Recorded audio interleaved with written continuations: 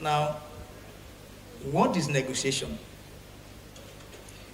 In operational engagement, there are two sides. There are kinetic and non-kinetic. The problem of insecurity in Nigeria should not be situated in one silo. That's the reason why we say it's complex. So if you disaggregate it, there are political issues and there are things that are non-political. And then for the ones that are political, what is politics? Politics is managed conflict. That's what Zatman said. Managed conflicts. And I believe the senator will agree with me. Conflict is managed conflict. Politics is managed conflict. But bad politics is what leads to violence. So if we have violence, then what, meaning that the politics we played, there's something wrong with it. And that's where negotiation comes in. That's where negotiation comes in. So what is wrong with that? Now, on the other side, there are those who are bent. In fact, it must either they have their way or nothing else. Then, of course, that's where you now bring in the violent power of the state to bear. And that's why the military is involved in some. So the military should not be, anytime, the question shouldn't be asked to a military man whether he favors negotiation. Then on Operation Safe Corridor, I think, again, the development with Operation Safe Corridor have been misinterpreted completely. There is nothing wrong. I support Operation Safe Corridor. I supported it yesterday. I will support it today. I will support it tomorrow. Why? Operation Safe Corridor is like a prison program. Or now, we no longer call it prison. We say a correctional program. Now, what is it about?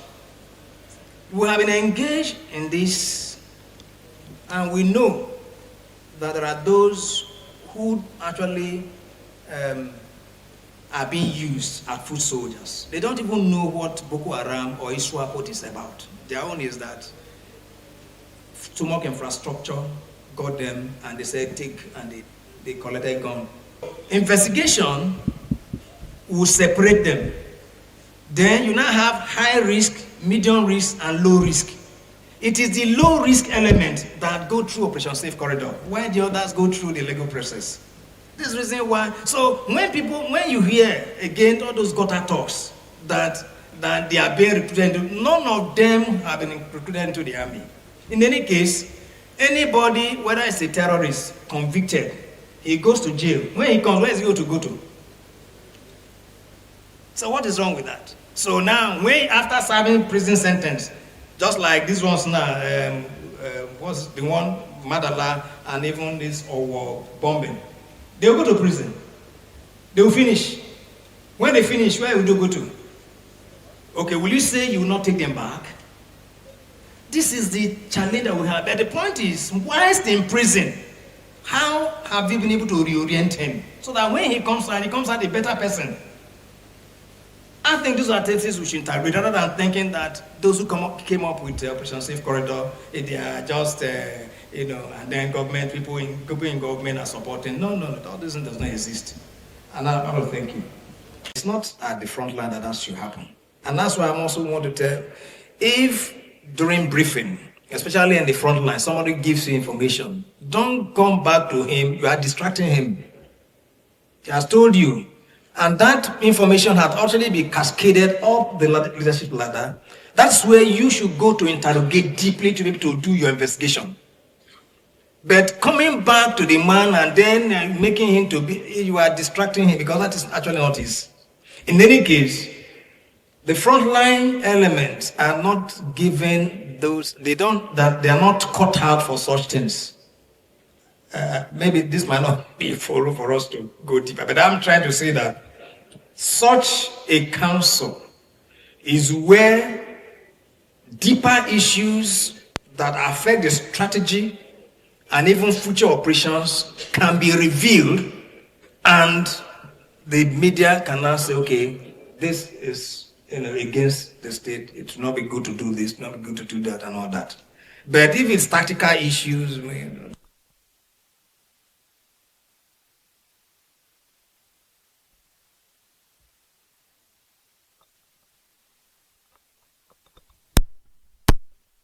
I need to know that pet name and then to also know yes.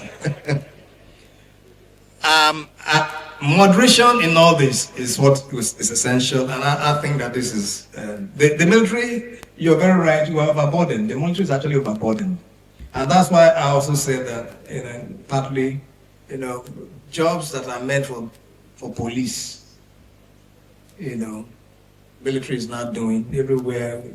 Everybody. But we're already there. It's not for us to begin to grovel over them here, but to say that these are realities that confront us. The preference for foreign reporters, again, it lies within your bid to be able to change that orientation. And that goes to our consciousness. When people talk about, colonialism in the modern era, that's precisely what they're talking about. We're still living, Bob Marley said, emancipate yourself from bent Australia. We must begin to reorient ourselves and emancipate ourselves in that sense. Anyway, that said, now the questions. Ambrose. Well, it's a suggestion. We've been talking, and I will keep talking for our colleagues to be more open. But let me say this.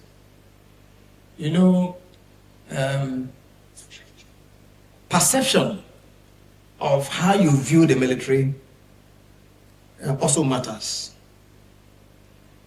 Before the average Nigerian today, the military is for no good. It is a frame of mind.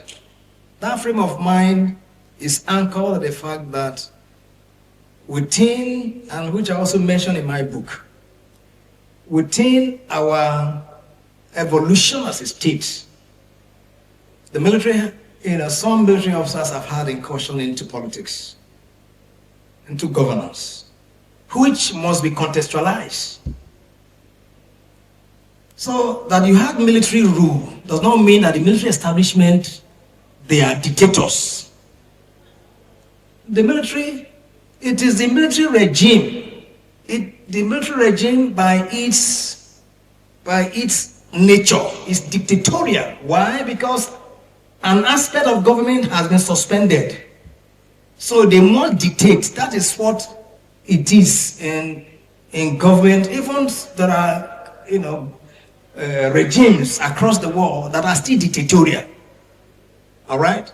But to paint it, which is where editors, you need to do a lot of job, to reconscientize Nigerians, for us to leave that mood, for us to think that we're no longer the military men you see, when they never took part in political governance. They suffered this for the fate, what those who think they suffered it. They are even the worst, they are the worst victims. And I said it in my book. So until we change that impression, the military will not serve us the good that we expect. So first and foremost, your disposition towards the men and women in uniform must first change. Why? Because they are your kids and kin. They are there to do a job for you. You must first accept the fact that you own them. And you must also revere their responsibility, their task. But when you give impression that these people, look at the same thing with the police, until we begin to change that impression, we keep seeing it. What you say is what you get. So military rule has gone. So don't associate the military institution with military regime. No, they are two different things. So this impression that the military, they are two, which Madam tried to touch on, is a mentality that we have not left. That's not. So the military, that the military is not involved. I mean, the point I'm trying to make is that by virtue of their responsibility in terms of security provisioning, with the right engagement, there's no military commander that would not engage. And of course, I believe that we have seen that things are actually changing. So, but then, as a suggestion, we'll keep talking about it. But I want to appeal that we as editors and members of the media, we must educate the citizenry. Military personnel, or if you like, security personnel, they are valuable assets for us as a people. Are there some that are bad eggs? Of course, many. But do they represent the establishment? No, they do not. Can they do better? Yes, they can. But do not use the broad brush of, because of the experience you have with, one person or the other, to think that that's how the experience. No. These are responsible organizations. Police, the military, and by the security agencies. They are, especially for the military that I spent close to 4 decades. I know the training that it is a military that you should be proud of. And it behoves on you to promote that part of it. Are there those who have done badly? Of course there are. So we should isolate them. They should not be the template for assessment. My dear brother, quite a good number of things that you said. Many of those things are just allusions, careless talks, beer parlor, pepper soup joint kind of representations. They are just caricature. But the one that, I forgot to say that, allow me, I was CDS when he also repeated it, and we invited him. It's not for me to embarrass him here. When there are those, if you are looking for attention, it's different from you speaking facts. And unfortunately, many people want to seek attention rather than presenting facts. Okay, name those you said they are, so that we'll work with it. You can't. We invited them. After that, did he say anything again? Until now he came up recently again. Come on. That's the word. It's not necessary. In any case, there are those, they have asked me this question several times, that some people, because they want to make money, at the expense of your life, and people's life, and sweat. But then you must not also confuse the fact that when there is war, there are those who profiteer.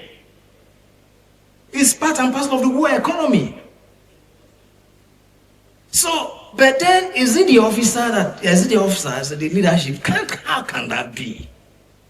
When we are looking for resources, you now be far from. But what many people fail to realize, and I have used this several times to explain, and that I'm glad that Senator is also here, because they are the worst in terms of giving that narrative that they have released so much money. And I asked them, when you say you have released so much money relative to what? It's a relative term. If I need 1 million naira to be able to take care of myself and my family, all right? 1 million naira is huge money. Another person may be needing only 500,000. Another person may even just require 10,000 naira. So when you hear that somebody collected 1 million naira, the person who is looking for 10,000 naira, say he's wasting money.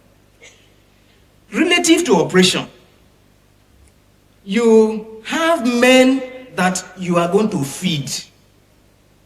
Take for example, if there are only 10,000 people, As at the time I was CDS, what is released and appropriated by them and government is released is 1,000 naira to feed one person per day. 1,000 naira. I don't know, they've increased it now. We made a case for it to be increased, that at least a soldier, we should be able to minimally feed them with 2,500 naira per day. I'm talking about one person. So when you multiply 1,000 times 10 for one day times 30, you know how much that is? That is food. Now assuming you had them 100,000, you know how much that is? That's food. You eat food and then go. You have not fired a shot. So that's huge money. Then you also have to buy fuel for the vehicles to move. You cascade all that. Then we now come to ammunition. The AK-47 rifle, which is the smallest that you fire, as at the time I was CDS, it was almost 50 cents. About 50 cents per round. Now, maybe it's close to $1 per round. Once you fire a pump, it's gone. It's gone. Each soldier is supposed to carry 3 magazines. A magazine contains 30 rounds. We are going elementary now because since these questions have come over and over again. When he carries 33, so 3 times 30, that's 90. Now, for a patrol, that before he could even say Jack Robinson and then he encounters, those 90 rounds are gone. Let's assume that 50 cents, so 90, that's about, calculate it. For one soldier, multiplied by, with our working figure was 10,000. And no. How many? Those are expendables. Those are expendables. So now, we come to vehicle. So today, because of choice, because we have no alternative, we are now using Hilux. How much is Hilux? Hilux now, when we started buying Hilux was 4 million naira. It increased to 4.5 to 5 million, from 7.5, 10 million, 15 million, 21 million, 30 million. Before I left, it was almost 30 million. Then you now go to, reconfigure it. Now, we're not talking about armored vehicles. So I'm going this length to be able to distill, just for us to disaggregate what these issues are. And then a brand new vehicle that you just deployed, suddenly as you are moving, and it enters IED, it's gone. You have released so much money to buy it. You cannot say that it will not be replaced. That they went for operation and they've expended all those ammunition, that the money we gave you yesterday, then are we, not to talk of, now let me come to the issue of T-72. When you are angry, there are a lot of things you say. And you give those, you make such expressions to be able to make the point that, look, things are not going well. So you hang on to all manner of things. What is wrong with T-72? What you see on TV in Ukraine, it's not T-72. It's T-72 now. But the question is it functional? Now, T-72, we only introduced it, not quite. It was during the administration of Goodluck Jonathan, towards the end of his administration, when the war was raging, and we felt, look, something had to be done at that time, and that's how it came. So what is wrong with it? Of course, there are other newer variants of even the T-72, which, subsequently we had also procured some. But then, and this is where, in my book, I also talked about security sector reforms, and I think it's necessary for us to go to look at them. And for the senator to, and I heard on TV recently that there's going to be something on security. I will be very much interested. Because if you do not know these things, problems that you don't know are problems you can never solve. So here, we talked about infrastructure, which has inhibited reporters from actually doing their work, media for doing their work. As it is for the media, so also it is for security agencies.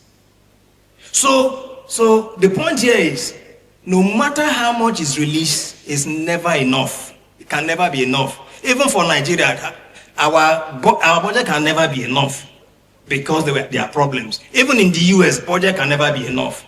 But what is important is that the resources that are available, are they judiciously used? So this is the point. Not people making statements out of their preconceived notions. This is our greatest challenge, and that brings me to the question, which one of the questions that. So for me, in direct answer to your questions, they are just careless talks. In any case, and that's why I also make an appeal that we must begin to also trust those we put in position of authority, either elected or appointed. You should give them some leverage. You should give them some level of. They also have head. There's something to offer. There are those who are stupid. That I must admit. But that is not the essence of the leadership position. But to assume that once you get to a position of authority, then you are no longer reasonable person, you are very selfish, you are corrupt. I think we must begin to change that orientation.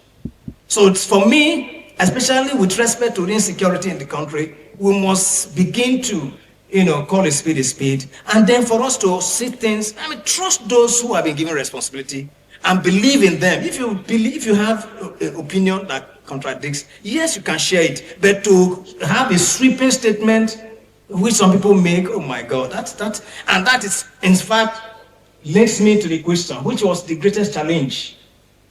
The greatest challenge is that I didn't know that our level of ignorance is huge. We, as a people, were so ignorant. And then, even the discussion last night, my wife was, sorry, it's a conversation we're having. And one of the panelists says, whether it's a workshop or, it's a conversation we're having. Clinic, thank you.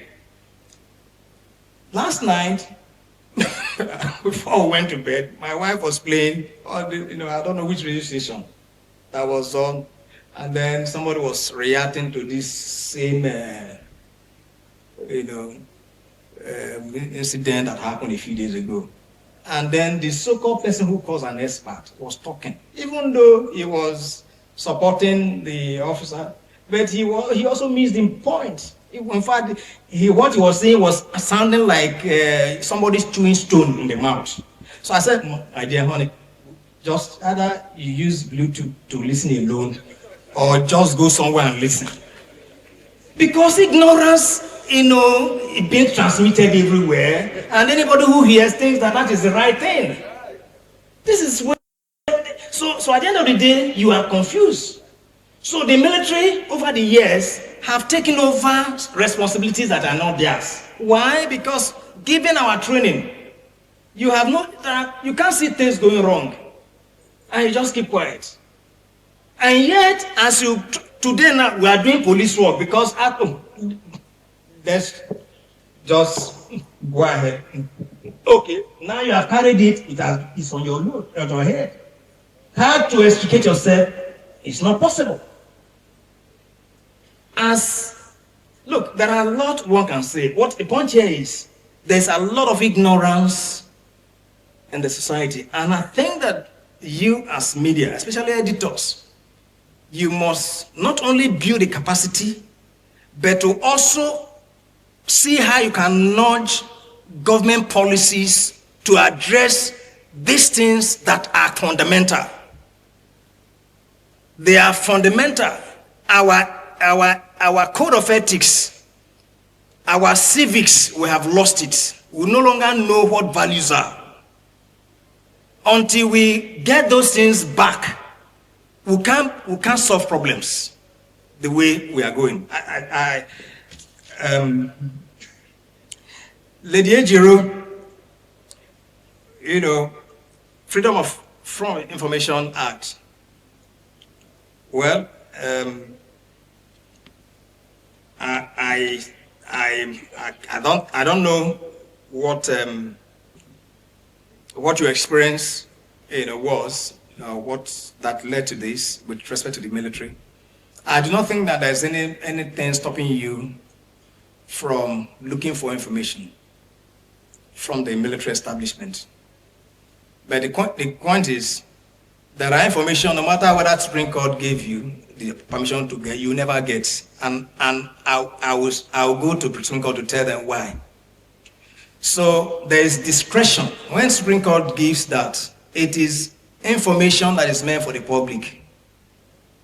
I can't come to give you state secrets just because the Supreme Court has permitted you to do so. Because the Constitution also, shields me from not giving you that information. I don't know whether you get it. So if there are, data, like now, there's no way in the world that anybody's going to tell you, what plans he has for an enemy. Nobody's going to do that. And then, a few things that involve equipment, or if you like, processes that you have properly packaged to deal with an adversary. Just because Supreme Court has ruled freedom of information, you come to me and say, I should reveal it to you. I will not do it. I don't know. So the point here is, let us not, stand on the ground of freedom of information, and then you think that is open-ended. It's not open-ended. It does not exist anywhere in the world. But then, you want to know how much I'm paid. When I was, even now as a retired person, how much they are paying me is available, they can give to you.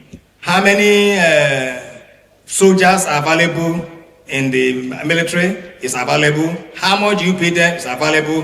What is the budget is available. After that, what else are you looking for? So this is the point. Or okay, you want to know how many ammunition is in the store. What do you want? What do you need it for? What analysis are you going to do? I don't know whether you get it. I believe that anybody will give you any information for as long as it does not affect the state itself. Yeah, so that's the point. But still back to Samuel, even though I've answered the other part of the question, is I should read the media. I think a lot of improvement have come. In fact, let me also mention why we were given those information, given the briefing from Maiduguri at that time. Because of what we also observed, that the realities in the front line and what people interpret, they are completely different. So it is not because it was part and parcel of our SOP. We just, okay, maybe I'm sure this one will make a whole lot of difference, and I think it did. So it's a lesson we've learned. That's why they have sustained it, even though it may not necessarily be, at the level, at the, how do I put it now? The way we're doing it at the time, but a lot has gone into it. So for me, a lot of improvement. There is joint training, some of this engagement, when I also mentioned, when I was CDS, the interactions that we had with the media, and then also the new media, certain engagement, even some media professionals that were engaged to do certain things to be able to cover up certain gaps. So a lot of improvements have come, but then there are still areas that are to be covered. Is there any question I've left unanswered? And for Azul, I'm coming back here.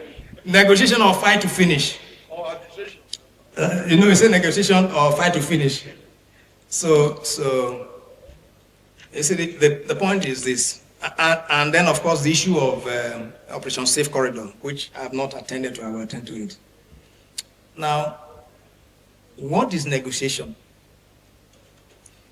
In operational engagement, there are two sides. there are kinetic and non-kinetic.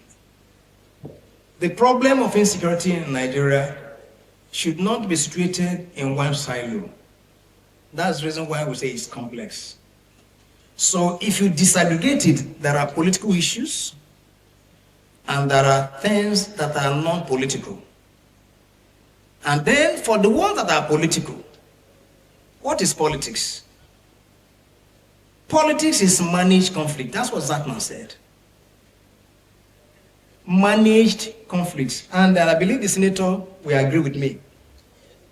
Conflict is managed conflict. Politics is managed conflict. But bad politics is what leads to violence.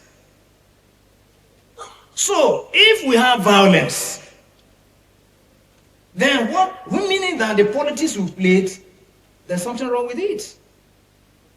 And that's where negotiation comes in. That's where negotiation comes in. So what is wrong with that? Now, on the other side, there are those who are bent. In fact, it must either they have their way or nothing else. Then, of course, that's where you now bring in the violent power of the state to bear. And that's why the military is involved in some. So the military should not be, anytime, the question shouldn't be asked to a military man whether he favors negotiation. If you are going to negotiate, it's for the political class to know what to do. And then for a soldier, once he's called out, it is, but then that does not mean that in some circumstances, he cannot also use the non-kinetic. Take for example, many of the things we do by going to sink borehole, going to repair schools, and then buy books for primary school children, that element of governance that you are providing. The reason we are doing that, it is not because we want to take over the role of the local government, no. It is to win the sympathy of those who are supporting, to be able to support us in winning our objectives, gaining foothold in our objectives. For them to rewrite the impression they have about soldiers. You give them water, you give them medicines, you go to treat them so that you can win their hearts. And then from that you're able to separate those who are innocent and those who actually are the criminals, and that you can go after. So that's the essence of that. So I believe that you've gotten my answer. Then on Operation Safe Corridor, I think again the developments with Operation Safe Corridor have been misinterpreted completely. There is nothing wrong. I support Operation Safe Corridor. I supported it yesterday. I will support it today. I will support it tomorrow. Why? Operation Safe Corridor is like a prison program. Oh, now we no longer call it prison. We call it correctional program. Now, what is it about? We have been engaged in this, and we know that there are those who actually are being used as foot soldiers. They don't even know what Boko Haram or ISWAP is about. Their own is that stomach infrastructure got them, and they said take, and they collected a gun. So that is where. Oh, I'm so sorry. I'm taking much time, right? No, just don't blame me. You brought me out. Okay, so investigation will separate them. Then you now have high risk, medium risk, and low risk. It is the low risk element that go through Operation Safe Corridor, while the others go through the legal process. This is the reason why. So when you hear again all those gutter talks that they are being recruited, none of them have been recruited into the army. In any case, anybody, whether it's a terrorist convicted, he goes to jail. When he comes, where is he going to go to? So what is wrong with that? So now, after serving prison sentence, just like this one's now, was the one, Madala, and even this bombing, they will go to prison. They will finish.